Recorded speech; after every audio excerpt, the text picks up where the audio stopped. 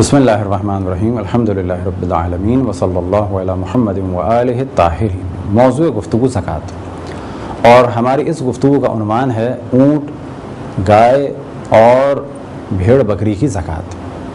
لیکن در حقیقت اس موضوع میں یا توضیح المسائل کے اس چیپٹر میں ڈسکس کیا جاتا ہے چند شرائط کو کہ جس کا تعلق ہے اونٹ، گائے اور بھیڑ سے۔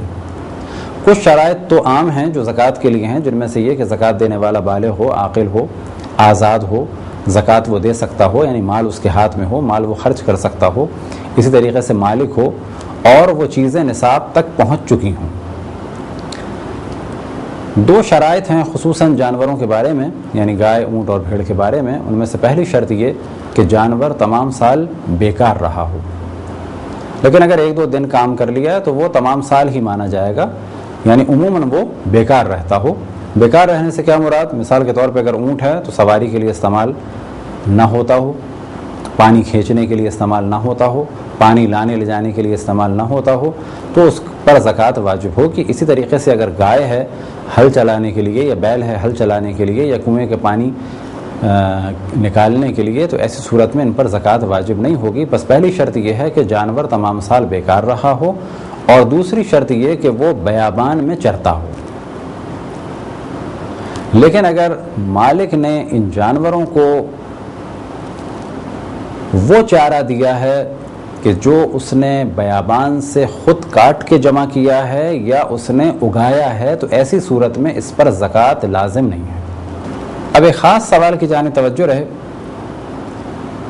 کہ اگر کوئی زمین خریدے، یعنی اپنی زمین میں اس کے جانور چریں، لیکن جو چارہ وہ کھا رہے ہیں وہ قدرتی طور پہ اگا ہے، تو ایسی صورت میں زکوٰۃ ہوگی کیونکہ زمین اپنی ہے۔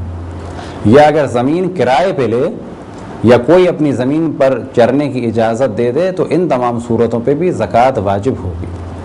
ایک سوال ذہن میں آتا ہے لوگوں کے، اور وہ یہ کہ اگر کسی کے پاس یہ چند اونٹ اور چند گائے اور چند بھیڑ ہوں، ان پر سے زکوٰۃ نکالنا واجب ہے، لیکن اگر کسی کے پاس آسٹریلیا یا ہالینڈ میں کئی ہزار بکریاں یا بکرے ہوں یا گائے ہوں تو ان پر سے زکوٰۃ واجب نہیں ہے، یہ کیا انصاف ہے؟ تو کہا جائے گا کہ ان پر سے زکوٰۃ واجب نہیں ہے کیونکہ وہ انہیں خود کھلاتا ہے، لیکن اس کے باوجود اس پر سے خمس واجب ہے، اور پھر وہاں پر نصاب کی بھی شرط نہیں ہے۔ فرق کیا ہوگا دونوں میں؟ اس کی مقدار کم ہے لیکن یہ فوراً نکالی جائے گی زکوٰۃ، اس کی مقدار زیادہ ہے اور وہاں پر نصاب نہیں ہے، اور ایک سال کے خرچے کو مائنس کرنے کے بعد اور جو کچھ اس کے پاس بچے گا اس تاریخ تک اس پہ سے خمس نکلے گا۔ تو بلا شک زکوٰۃ کی مقدار کم ہے لیکن وہ پہلے نکلتی ہے، خمس کی مقدار زیادہ ہے اور وہ بعد میں نکالا جاتا ہے۔ کس پر؟ منفعت کسب پر، لیکن باقی چیزوں پر جواہرات وغیرہ جو پہلے ہم بحث کر چکے وہاں پر پہلے ہی نکلے گا۔ یہ تھی ایک مختصر سی گفتگو زکوٰۃ کے بارے میں۔